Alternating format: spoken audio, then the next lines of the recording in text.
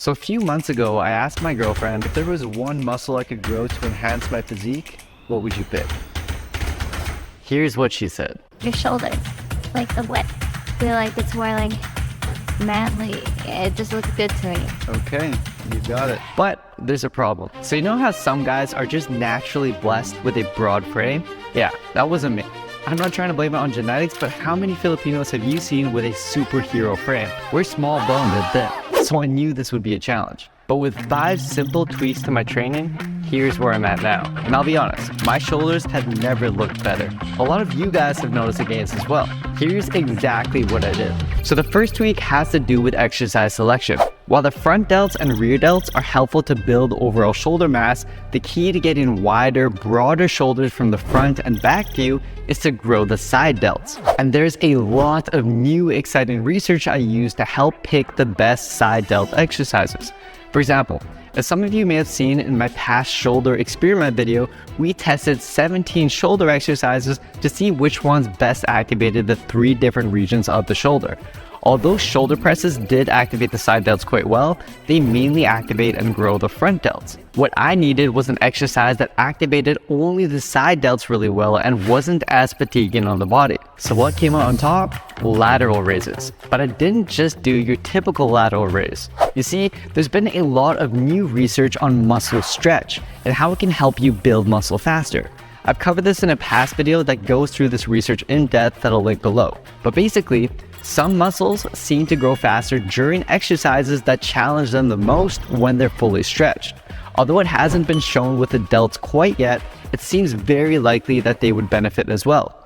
The problem with your typical dumbbell lateral raise, however, is they're hardest at the top when the shoulder is fully contracted, the opposite of what we're looking for. So my secret weapon was this exercise, behind the body cable lateral raises. I stand in front and slightly to the side so my delt is fully stretched and challenged the most when in this position. Next up, training volume. The shoulders seem to recover really fast. Some research also suggests they don't get as sore as easily as other muscles like the chest, legs, and arms do. However, there is a limit to how much you should train them. Generally, research suggests it takes muscles around 36 to 48 hours to fully recover. This would mean if you wanted to maximize growth, you could train the same muscle up to a max of about 3 or 4 times a week before it would likely become too much to recover from. So, what did I do? Well, I definitely could have bumped it up to 3 times a week, but twice a week fit my workout routine better and still worked incredibly well, especially because of the other tweaks you'll learn about.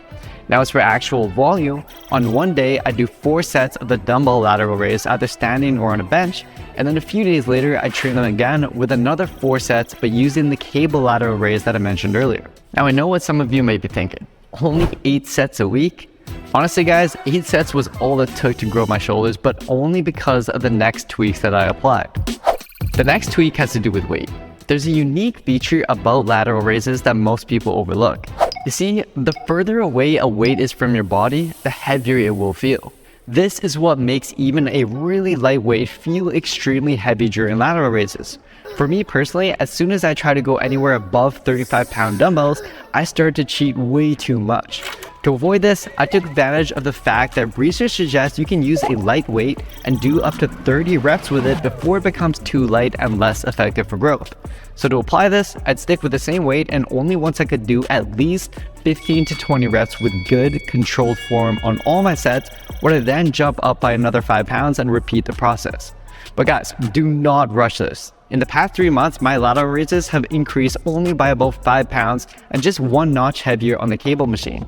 Now, although it doesn't sound like much, that's almost a 20% jump in weight, the equivalent to adding over 20 pounds to the average person's bench press. And if you don't sacrifice form, you can be fairly confident that the increase in strength is indeed from your shoulders getting bigger. In fact, take a look at Mashud here. He's one of our Built with Science program members who applied a similar plan. And you can see just how much wider his shoulders are after just 3 months. So take it slow, and if you're interested in joining one of our fitness programs, after this video, take our quiz at builtwithsize.com to find the best plan for you. Next, intensity. Honestly, this is a tweak that I think made the biggest difference. I'm not gonna lie, as much as I love wide shoulders, I hate lateral raises. The burn is disgusting and very uncomfortable. But here's the thing. One study from back in 2012 showed that in order for the side delts to reach full muscle activation during lateral raises, subjects had to push to at least within around 3 to 5 reps short of complete failure. That's just activation though. To maximize growth, plenty of research suggests each of your sets need to be taken to at least within 3 reps of complete failure. Problem is, I guarantee that during your lateral raises, many of you are stopping well short of this. Heck, even me, someone who's been training for years, as soon as I told myself I was going to start really pushing through my mental limits, I was instantly able to get about 5 more reps on lateral raises compared to when I'd usually stop. Trust me, even if you think you're done and even if your shoulders are burning, you still got more. As Muhammad Ali once said, I only start counting when it starts hurting because they're the only ones that count. That's what makes you a champion, and that couldn't be more true here. The last piece of advice is the most important. It has to do with my diet. While some people might be able to build a little bit of muscle when in a calorie deficit or even at their maintenance calories, a recent meta-analysis suggests that a calorie surplus is likely necessary to maximize growth. And for those following me on Instagram, you know I've been bulking for almost a year now. I've been eating a lot of pasta, potatoes, rice, beef, and high-calorie foods in general to make sure I'm consistently eating in a calorie surplus. I'm not gonna lie, it's been mentally tough seeing more and more fat gain over the months, but I've noticed a big difference in my muscle size. I guarantee if I applied all the training tweaks I went through, yet I wasn't in a surplus, sure I might have seen some improved definition, but I wouldn't have seen any big difference in new muscle size or strength. And once I diet to lose the excess fat I put on during the bulk, I guarantee that the shoulder gains I've made will become even more noticeable. So if you truly want to make noticeable new muscle gains, make sure you're eating enough.